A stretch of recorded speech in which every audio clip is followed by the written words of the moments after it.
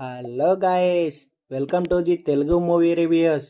Actor Dhanush గారు, king Nagarjuna గారు నటించిన కుబేరా మూవీ పాన్ ఇండియా లెవెల్లో ప్రపంచవ్యాప్తంగా జూన్ 20న రిలీజ్ అయింది.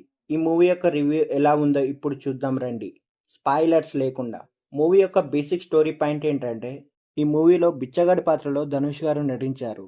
అయితే ఈ మూవీలో నాగార్జున గారు ఒక చార్టెడ్ అకౌంటెంట్. మెయిన్ స్టోరీ పాయింట్లోకి వెళ్తే, ఒక పెద్ద బిగ్ షాట్ అయిన ఒక బిజినెస్ మ్యాన్ దగ్గర పనిచేస్తుంటాడు నాగార్జున గారు. వాళ్ళ దగ్గర ఉన్న డబ్బును బ్లాక్ నుండి వైట్ మనీగా మారుస్తుంటాడు. ఆ మనీని బ్లాక్ నుండి లీగల్ మనీగా మార్చేందుకు బిచ్చగాళ్ళను వాడుకొని ఆ మనీని మారుస్తుంటాడు. ఇదే క్రమంలో బెగ్గరైన మన ధనుష్ గారు నాగార్జున గారి లైఫ్లోకి వస్తాడు. అయితే ధనుష్ గారు వచ్చిన తర్వాత ఏం జరిగింది, తర్వాత కథలో ఏమైంది అనేది మనం మూవీలోనే చూడవచ్చు. ఈ మూవీలోని సీన్స్ని ఎక్కువగా రియల్ లొకేషన్స్లోనే షూటింగ్ చేశారు. అందువలన మనం సినిమాతో చాలా కనెక్ట్ అవుతాం.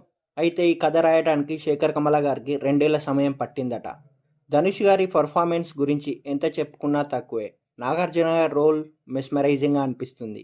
ధనుష్ గారి అమాయకత్వపు నటన, నాగార్జున గారి స్క్రీన్ ప్రజెంటేషన్, ఇవన్నీ మనల్ని బాగా ఆకట్టుకుంటాయి.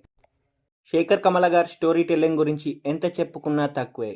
ఇలాంటి కథతో ధనుష్ గారిని, నాగార్జున గారిని హ్యాండిల్ చేసిన విధానం సూపర్. రష్మిక గారు తన కెరీర్లోనే ఎప్పటికీ గుర్తుండిపోయే పాత్ర చేసింది. ఈ మూవీ యొక్క రన్ టైం బాగా ఉన్నా సరే, క్లైమాక్స్లో వచ్చే చివరి 15 నిమిషాలు సినిమా మొత్తాన్ని సర్చ్ చేస్తుంది. చాలా రోజుల తర్వాత మంచి కాన్సెప్ట్ ఉన్న మూవీ వచ్చింది. ఈ మూవీని ఎంతమంది చూస్తున్నారో కామెంట్ సెక్షన్లో కామెంట్ చేయండి. లైక్, షేర్, సబ్స్క్రైబ్ తప్పకుండా చేయండి.